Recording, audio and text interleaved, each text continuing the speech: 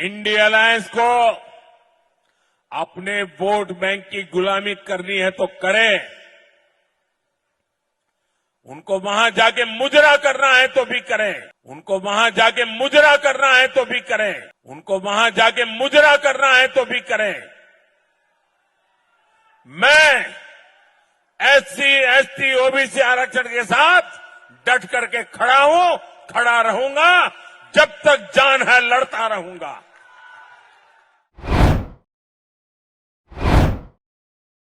मोदी जी, आप देश के प्रधानमंत्री हैं, इतनी भी अपनी असलियत मत दिखाइए।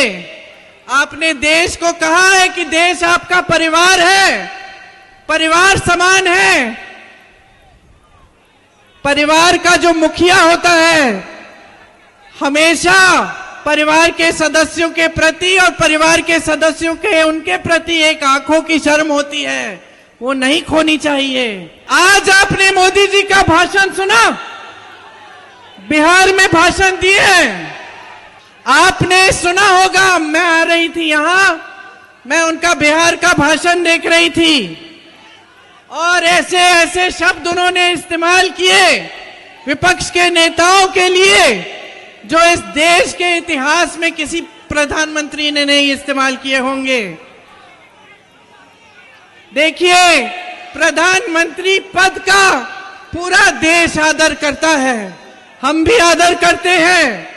आपकी आस्था, आपकी आशाएं मोदी जी से एक समय में जुड़ी हुई थी।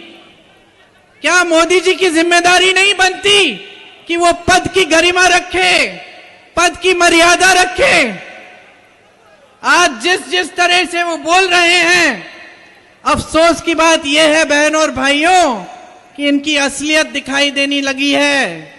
तो प्रधानमंत्री जी बौखलाहट में आ गए हैं, भूल गए हैं कि वो देश के प्रतिनिधि हैं, आपके प्रतिनिधि हैं, कि इस तरह के शब्द उनके मुंह से नहीं निकलने चाहिए।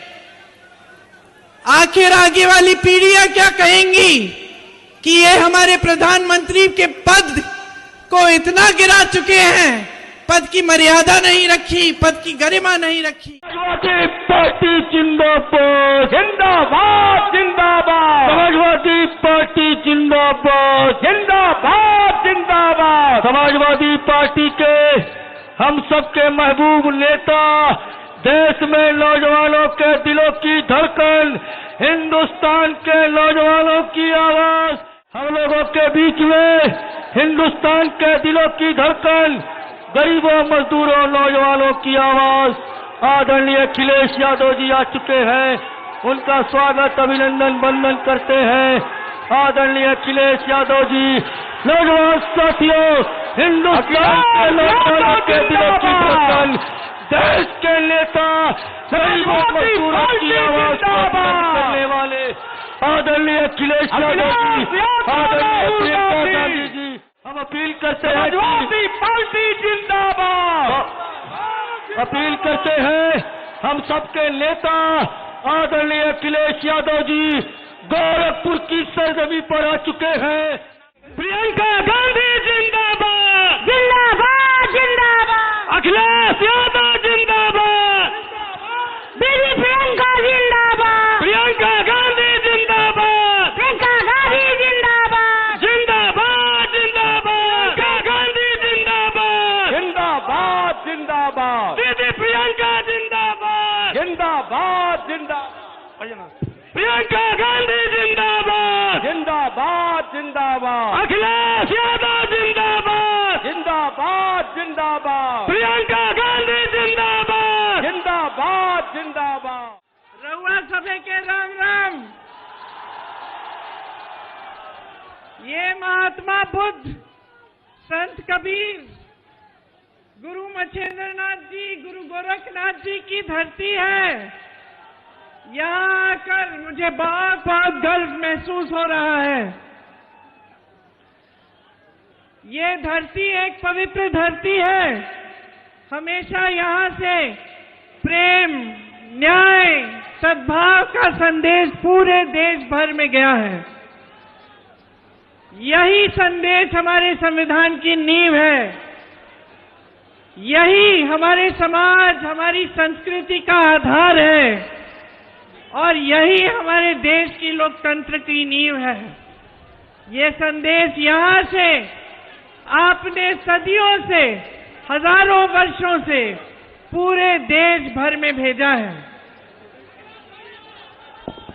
लेकिन आज बहनों और भाइयों, क्या हालात हैं देश के? कैसी राजनीति चल रही है? प्रेम और सद्भावना की राजनीति है? नहीं, ये आपके लिए सरकारें चल रही हैं क्या? प्रदेश की और केंद्र की? किसके लिए चल रही हैं?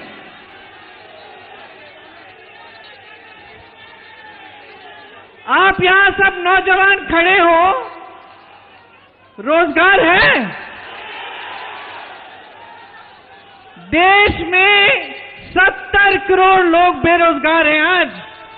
45 सालों में सबसे ज्यादा बेरोजगारी आज है देश में। ये सबसे बड़ी समस्या है कि नहीं है? इसके बारे में मोदी जी बात करते हैं। मोदी जी के लफ्ज से आपने बेरोजगार शब्द सुना है? तो क्या समय आ गया है कि प्रधानमंत्री मोदी जी को हम बताएं कि बेरोजगारी क्या होती है? समय आ गया है। आपकी दूसरी सबसे बड़ी समस्या क्या है? महंगाई। महंगाई है। आज गैस सिलेंडर कितने में मिल रहा है आपको? आज आप दुकान जाते हैं कुछ खरीदने के लिए तो खाली हाथ वापस आते हैं कि नहीं? चारों तरफ से संकट ही संकट है, संघर्ष ही संघर्ष है। फिर भी आपने मोदी जी के मुंह से ये शब्द सुना है, महंगाई। 3 महीनों से प्रचार कर रहे हैं, ये शब्द उनके मुंह से नहीं निकला। सही है कि नहीं? ये मोदी जी एक गरीब विरोधी, किसान विरोधी सरकार चला रहे हैं। किसानों के कितने संकट हैं आज? हर चीज को महंगा कर दिया है। खेती से कमाई नहीं हो रही है। कर्ज लेता है किसान, कर्ज में डूब जाता है, आत्महत्या करता है। लेकिन जब कर्ज माफी की बात होती है तो मोदी जी से आप सुनते हैं ये शब्द, कर्ज माफी की बातें सुनते हैं। मोदी जी के मुंह से ये शब्द भी नहीं निकलते।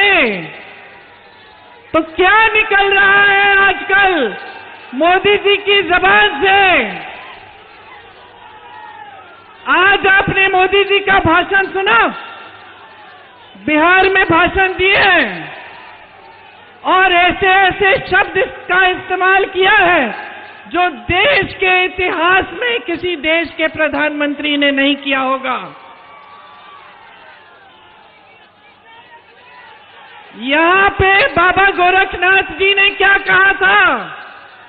मन में रहिना भेद न कहिना, बोली बा अमृत वाणी, अगिला अगली हाँ होवे, हे अवधू तो अपना होएवा पानी। ये कहा था ना बाबा गोरखनाथ जी ने, कहा था।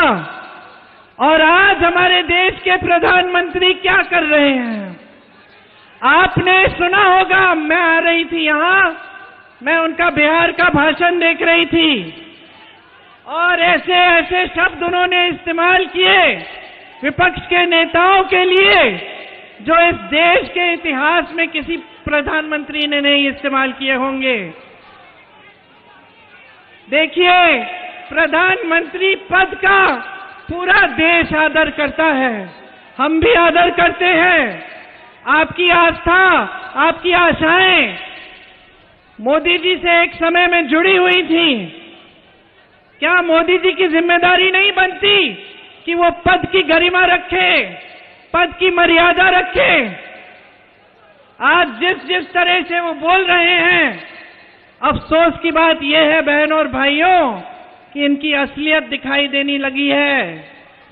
और मैं मोदी जी को कहना चाहती हूं कि मोदी जी आप देश के प्रधानमंत्री हैं, इतनी भी अपनी असलियत मत दिखाइए। आपने देश को कहा है कि देश आपका परिवार है, परिवार समान है।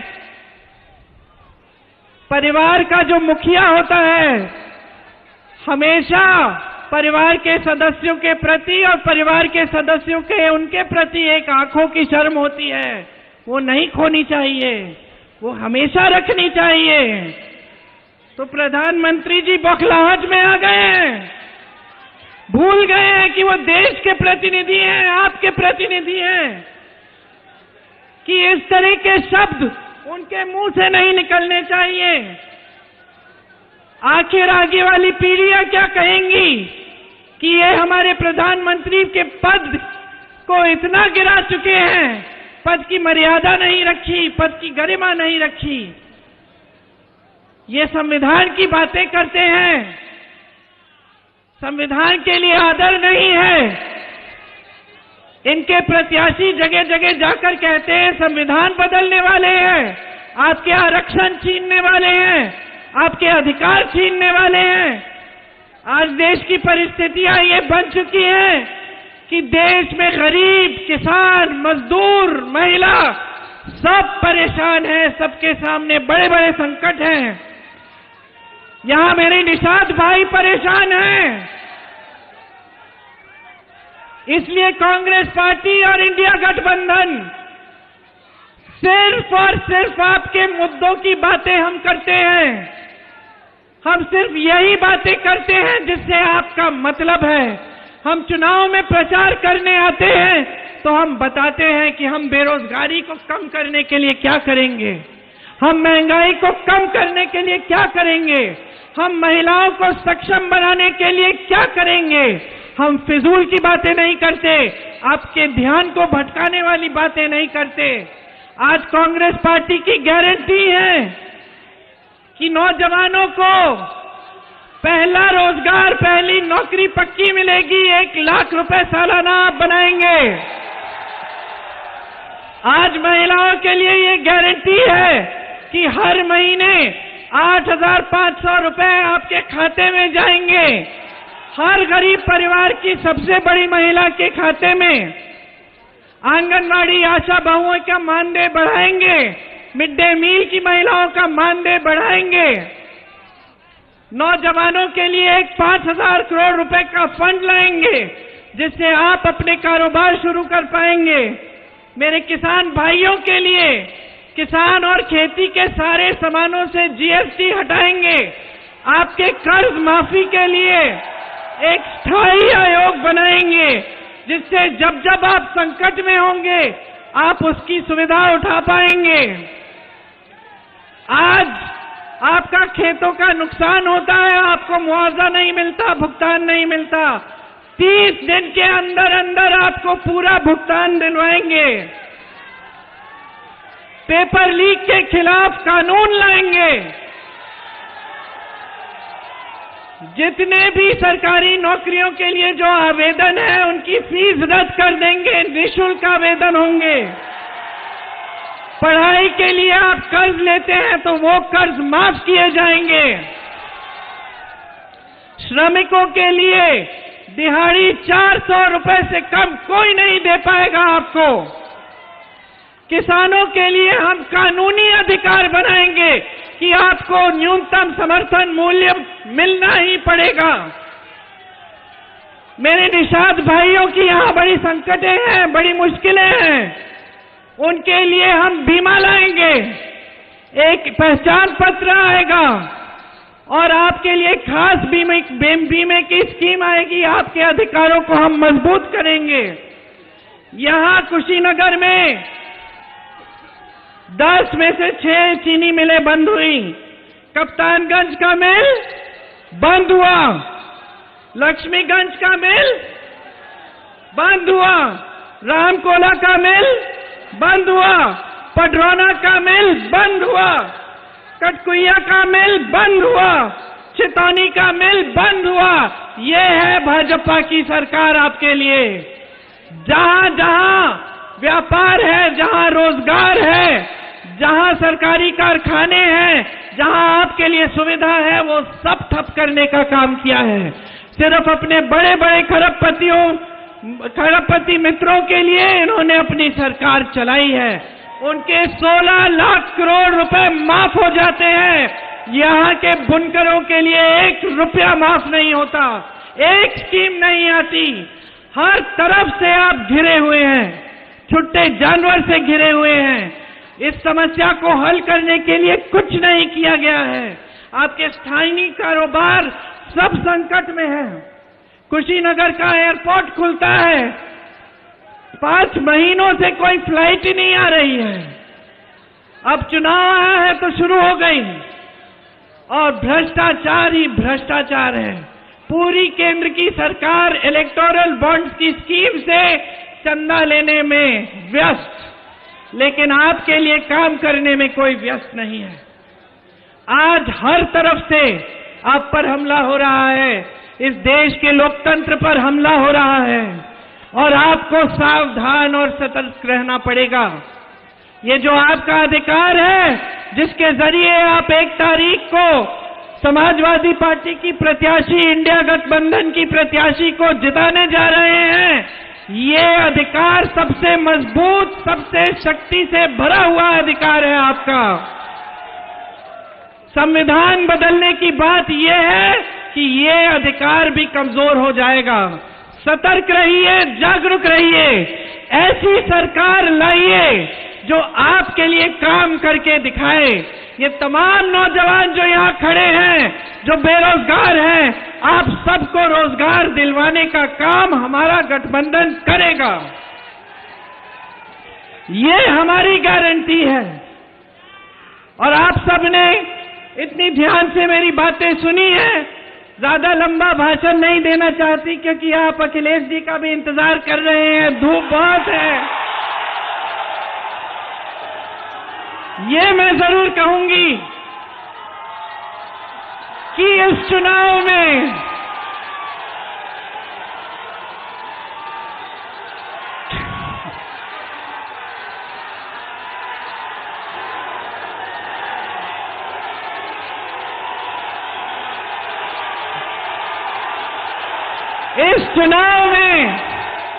जिस तरह से कांग्रेस पार्टी और समाजवादी पार्टी ने इस गठबंधन के साथ जिस तरह से एकजुटता से काम किया है, जिस तरह से हम इस चुनाव को लड़े हैं, उसी तरह की जीत आप बना के दिखाइए।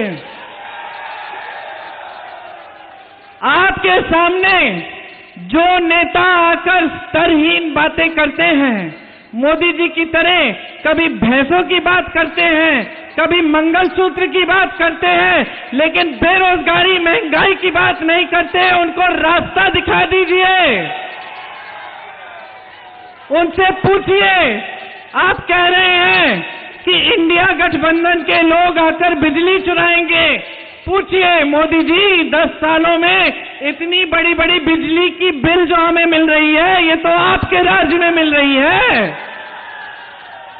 भैंसों की बात करते हैं, पूछिए कि ये जो आवारा पशु की जो समस्या है, ये किसके कार्यकाल में बनी है, किसके कार्यकाल में शुरू हुई है ये? इनसे सवाल पूछिए, जागरूक बनिए, और 1 तारीख को इनका मार्गदर्शन करिए, दिखाइए इनको कि बेरोजगारी क्या होती है और किस तरह से आप अपनी समस्याओं का सामना कर रहे हो। आप सबने बहुत ध्यान से मेरी बातें सुनी। एक बार जोर से मेरे साथ कहिए, जय हिंद। एक और बार, जय हिंद। एक और बार। और अब अखिलेश जी अपना भाषण करेंगे। धन्यवाद, बहुत बहुत धन्यवाद।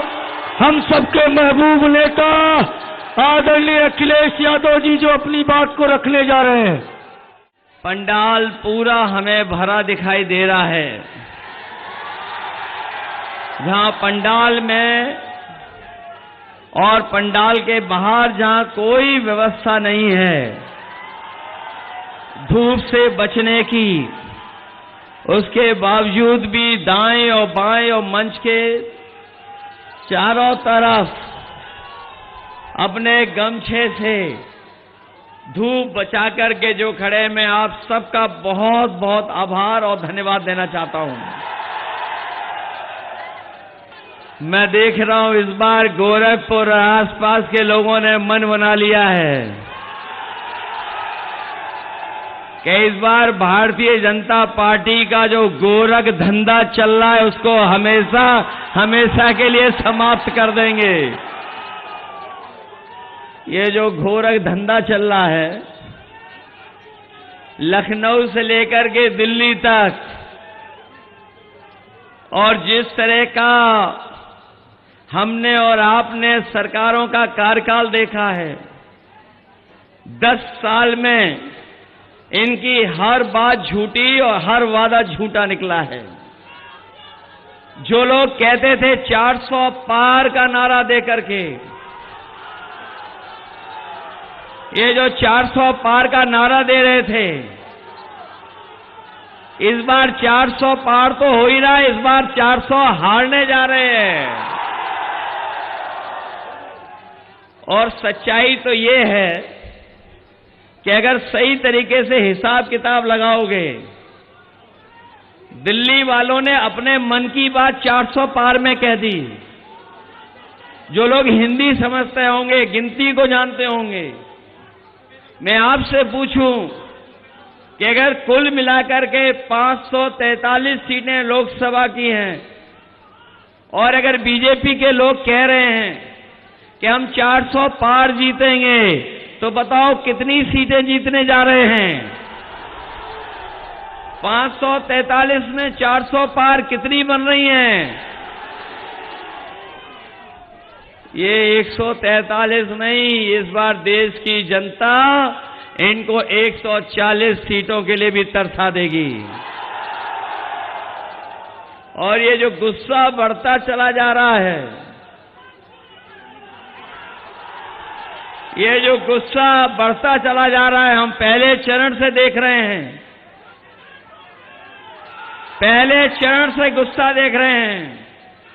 ये 7वें चरण में जनता का गुस्सा 7वें आसमान पर होगा, 7वें आसमान पर। ये गोरखपुर और आसपास बहुत बड़े पैमाने पर बेरोजगारी है। अभी हम सब जितने लोग खड़े हैं, सब लोग जानते हैं बेरोजगारी का सामना करना पड़ रहा है। अगर दिल्ली और लखनऊ वालों ने हमें और आपको बेरोजगार बनाया है,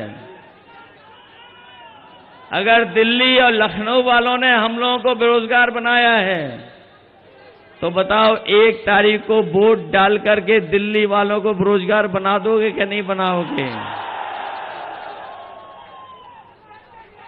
और हमारे किसान भाई यहां मौजूद होंगे, वो जानते होंगे कि इन्होंने वादा किया था कि किसानों की आय दोगुनी हो जाएगी। न किसानों की आय दोगुनी हुई, और अगर महंगाई के हिसाब से हिसाब किताब लगाओगे तो आप जानते होंगे कि आज लागत बढ़ गई है। और लगातार महंगाई के कारण, जीएसटी के कारण हमारे किसानों की जहां आय बढ़नी थी वहां लागत बढ़ रही है। न केवल ये लागत बढ़ा रहे हैं, बल्कि किसान भाई जब खेत के लिए, अपनी फसल के लिए खाद लेने जाता होगा, तो हर बोरी में वो 5 किलो पहले और 5 किलो अब, बताओ कितने किलो की चोरी कर रहे हैं? 10 किलो की चोरी कर दी। न केवल 10 किलो की बोरी से चोरी की है, बल्कि हमारे किसानों को जबरदस्ती इन्होंने नैनो यूरिया खरीदवा दी। डीएपी तभी मिली जब किसानों ने नैनो यूरिया खरीद ली, और ये नैनो यूरिया से भरोसा दिलाया था कि किसानों की पैदावार बढ़ेगी, उनकी खेतीबाड़ी बेहतर होगी, फसल की उपज अच्छी होगी। लेकिन लगातार नैनो यूरिया डालने के बाद भी हमारे किसान की पैदावार नहीं बढ़ी। जो लोग समझदार होंगे, जानते होंगे, उन्हें जानकारी होगी कि जिस तरीके से भारत छोड़ करके तमाम उद्योगपति पैसा लेकर के भाग गए थे, उसी तरीके से नैनो यूरिया वाले भी भारत छोड़ करके देश भाग गए हैं। इन्होंने जहां किसानों को धोखा दिया, वहीं हमारे नौजवानों के भविष्य के साथ खिलवाड़ की है। और भविष्य के साथ इतनी बड़ी खिलवाड़ हुई है कि यही नौजवान जब परीक्षा लिखने गया, अपनी तैयारी कर करके उसे उम्मीद थी कि उसे नौकरी मिल जाएगी, रोजगार मिल जाएगा, लेकिन भारतीय जनता पार्टी की सरकार में जो जो परीक्षा हुई हैं, सबके पेपर लीक हो गए हैं। कोई एक परीक्षा का पेपर लीक नहीं हुआ है। ये नौजवान यहां खड़े हैं जिन्होंने तैयारी की होगी, नौकरी के लिए कोचिंग की होगी, वो जानते होंगे अभी तक 10 से ज्यादा जो परीक्षाएं सरकार ने कराई हैं, वो सबके पेपर लीक हो गए। और हाल ही में जो पुलिस भर्ती की नौकरी निकली थी, जिसके लिए इन्होंने कहा कि हमने पूरी तैयारी की है, कोई परीक्षा पेपर लीक नहीं होगा, लेकिन जब नौजवान अपनी परीक्षा देकर के घर लौटा तो उसे पता लगा कि उसकी भी परीक्षा का पेपर लीक हो गया। मैं अपने नौजवानों से कहना चाहता हूं, ये सरकार वो है जो डराने के लिए अपना बुलडोजर लेकर के आती है।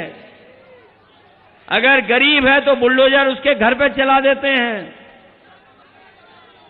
अन्याय के लिए बुलडोजर लेके आ जाते हैं।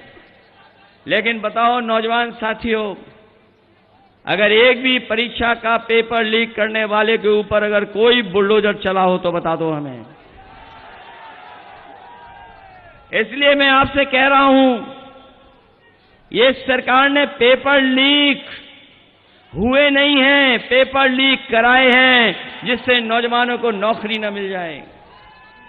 और जाकर के घर सोचना कि जो पेपर लीक हुए हैं, जिससे आपके सालों साल खराब हुए हैं, आपका जीवन का 1/3 जीवन बर्बाद किया है। इसलिए मैं आप नौजवानों से अपील करने आया हूं कि इस चुनाव में मदद करो समाजवादियों की और इंडिया गठबंधन की, क्योंकि ये चुनाव केवल आपके हमारे भविष्य का नहीं है, ये हमारे आपके आने वाली पीढ़ी के भविष्य का चुनाव भी है। जहां हमारे आपके भविष्य का चुनाव है, पीढ़ी के आने वाली भविष्य का चुनाव है, वहीं ये संविधान बचाने का भी चुनाव है। ये उसी तरह का चुनाव है। हमारे और आपके लोगों ने पढ़ा होगा कि कभी समुद्र मंथन हुआ था, इस बार ये संविधान मंथन होने जा रहा है। एक तरफ वो लोग हैं जो संविधान को खत्म करना चाहते हैं, और दूसरी तरफ कांग्रेस पार्टी, इंडिया गठबंधन और समाजवादी पार्टी है जो संविधान को बचाना चाहती है। इसलिए संविधान बचाने के लिए और एक ऐसे सरकार जिसने हमें और आपको समय समय पे धोखा देने का काम किया है। ये दिल्ली वाले तो दिल्ली वाले, ये जो लखनऊ वाले हैं वो तो बहुत ही उल्टा पुल्टा हैं। ये गोरखपुर वाले लोग जानते हैं। हम आपसे कहना चाहते हैं और आपसे पूछना चाहते हैं, सुना है कि लखनऊ वाले उल्टा पुल्टा ने, जो हमारे उल्टा पुल्टा मुख्यमंत्री हैं, गोरखपुर में दुकानें बनवा ली, मॉल बनवा लिए। क्या नाले साफ करा लिए आपके कि नहीं करा लिए? और आप लोग तैरना सीख गए हो कि नहीं सीखे हो, या पहले से ही जानते हो? ये बरसात आने वाली है, ये बरसात आने वाली है। हमारे नाविक लोगों को नाव से तो मदद करनी पड़ेगी, लेकिन अब को आपको अपनी जान तैर के भी बचानी पड़ेगी। ये वही जगह है गोरखपुर जहां पर कहा था कि मेट्रो चल जाएगी।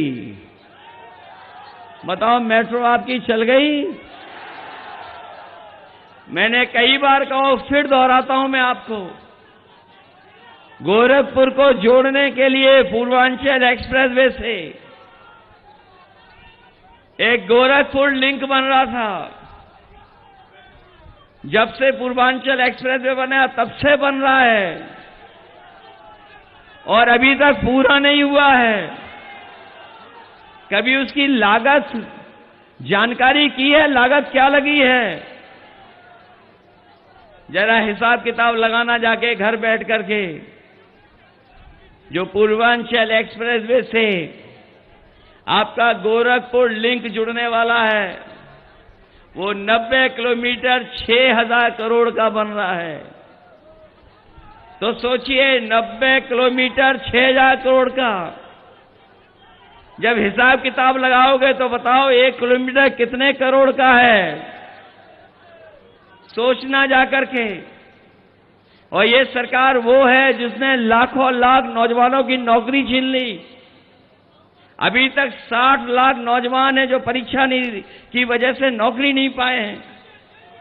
और यही 60 लाख का अगर हम हिसाब किताब लगाएं, उनके मां बाप को भी जोड़ दें, तो एक परिवार में अगर 3 सदस्य हैं जो नाराज हैं, तो कुल मिलाकर के 1 करोड़ 80 लाख नाराज हुए। और अगर 1 करोड़ 80 लाख का भाग दे देंगे 80 लोकसभाओं का, तो हर लोकसभा से बताओ 2,25,000 वोट कम हो गए इनके, क्या नहीं कम हो गए? जहां इनके खिलाफ हर लोकसभा में 2,25,000 लोग खड़े हैं, वहीं महंगाई बताओ कहां पहुंचा दी इन्होंने? महंगाई कहां पहुंच गई है? डीजल, पेट्रोल, गैस सिलेंडर तो और चीजें महंगी तो हुई हैं,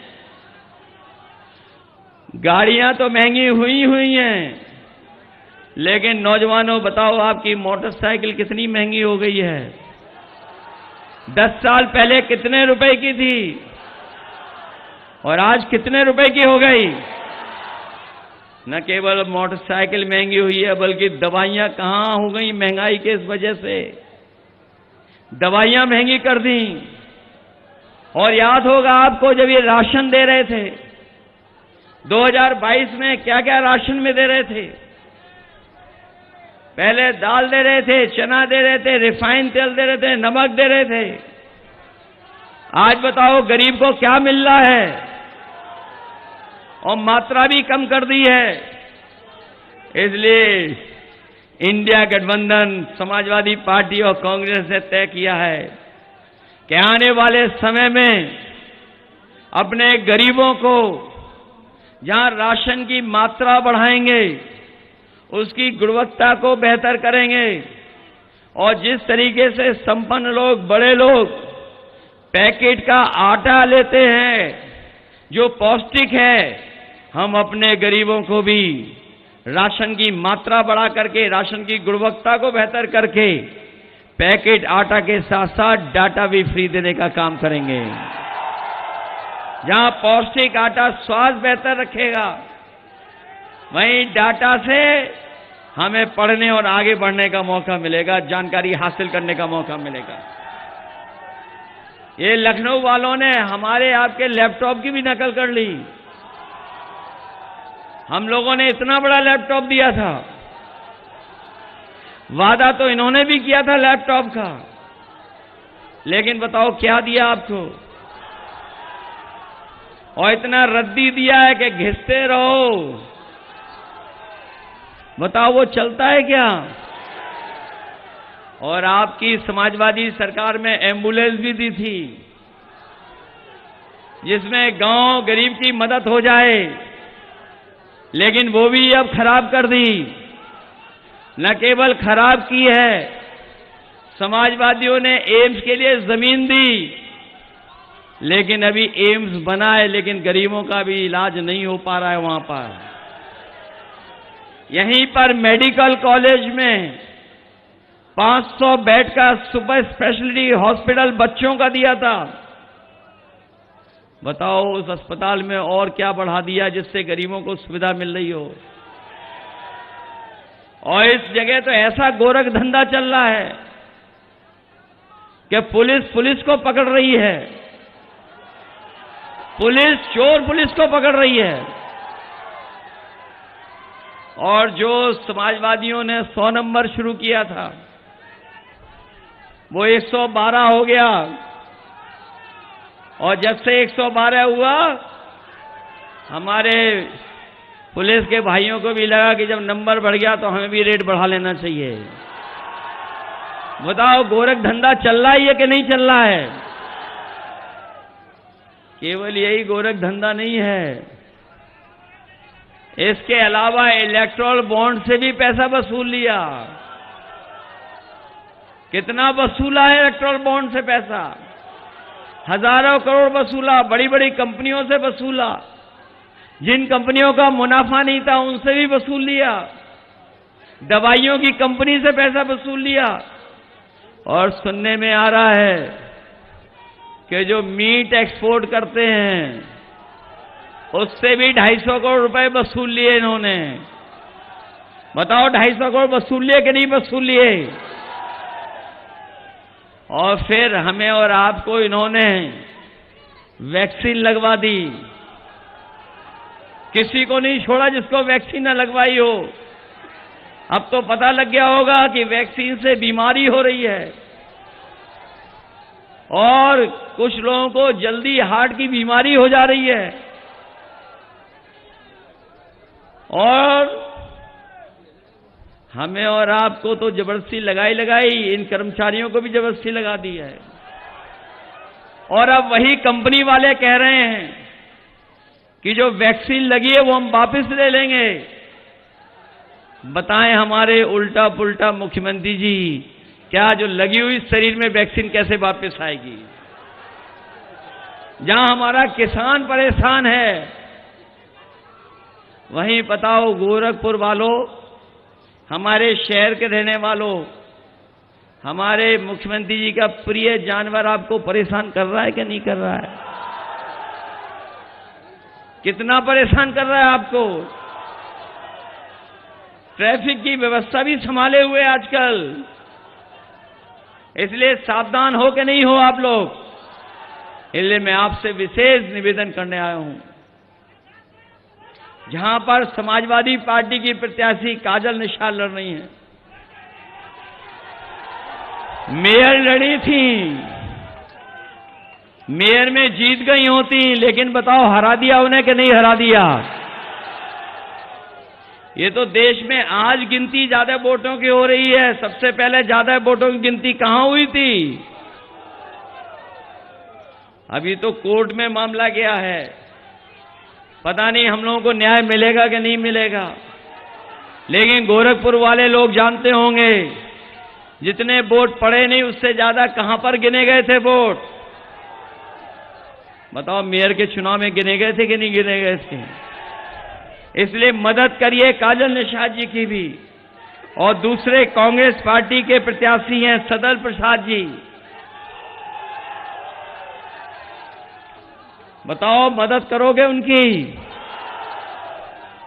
अभी मैं सुन रहा था उनसे कि हम इतनी बार पीछे रह गए हैं, लेकिन इस बार समाजवादियों ने तय किया है कि सदल प्रसाद जी भी जीत करके जाएंगे। मदद करोगे कि नहीं करोगे मदद? और मैंने देखा इधर पहले चुनाव से देख रहा हूं मैं, जितने बंबई वाले चुनाव लड़ रहे थे उन्होंने पहले ही बंबई की टिकट कटवा ली। एक उनके प्रत्याशी मेरठ वाले वोट डाला, टिकट लेकर के वो वापिस बंबई चले गए हैं। एक दूसरी और प्रत्याशी अमेठी से लड़ी थी, वोट खत्म होते ही बताओ बंबई चली गई कि नहीं चली गई?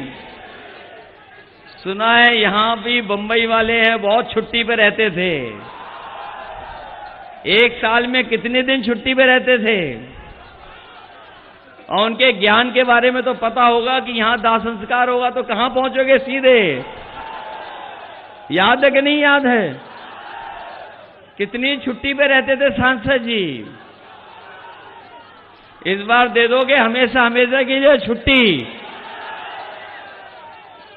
छुट्टी दे दोगे हमेशा? अगर बीजेपी वालों के पास कलाकार है तो हमारे पास भी एक कलाकार है, और वो कलाकार यहां के भारतीय जनता पार्टी के सांसदों के लिए एक स्पेशल गाना बनवा के लाया है। बताओ, ऐसे सांसद जो आपके बीच नहीं रहे उन्हें खारिज करोगे कि नहीं खारिज करोगे? इस चुनाव में संविधान बचाओगे? इसलिए लड़ाई बड़ी है। अगर आपको वोट पे जाने से रोका जाए तो रुक तो नहीं जाओगे? ये गोरखपुर वाले हैं, कोई ना कोई रास्ता तो ढूंढ ही लोगे बूथ पे पहुंचने का। अगर कोई रोके, रुक तो नहीं जाओगे? हम तो अपने खाकी वर्दी पहने हुए भाइयों को भी कह के जा रहे हैं, ये भी मनी मन आपका साथ दे रहे हैं, क्योंकि इन्हें भी डर लग रहा है, इन्हें भी डर सताया जा रहा है कि अभी तो अग्निवीर नौकरी 4 साल की हुई है, अगर ये बीजेपी वाले आ गए तो इन खाकी वालों की भी 3 साल की नौकरी हो जाएगी। इसलिए मदद करिए और सब मिलकर के इस बार इंडिया गठबंधन को जिताओ। इंडिया गठबंधन जीतेगा तो किसान का कर्ज माफ होगा, नौजवान को नौकरी मिलेगी, हमारी गरीब माताएं बहनें उनके अकाउंट में 1 लाख रुपया आएगा, 30 लाख जो नौकरियां हैं और जो फौज की नौकरी है उस नौकरी को बढ़ा करके अपने नौजवानों को पक्की नौकरी और पक्की वर्दी पहनाने का काम करेंगे। इसलिए मदद करिए। बहुत बहुत धन्यवाद। स्वतंत्र और आजाद पत्रकारिता का समर्थन कीजिए, सच में मेरा साथी बनिए। बहुत आसान है दोस्तों, इस ज्वाइन बटन को दबाइए और आपके सामने आएंगे ये 3 विकल्प, इनमें से एक चुनिए और सच के इस सफर में मेरा साथी बनिए।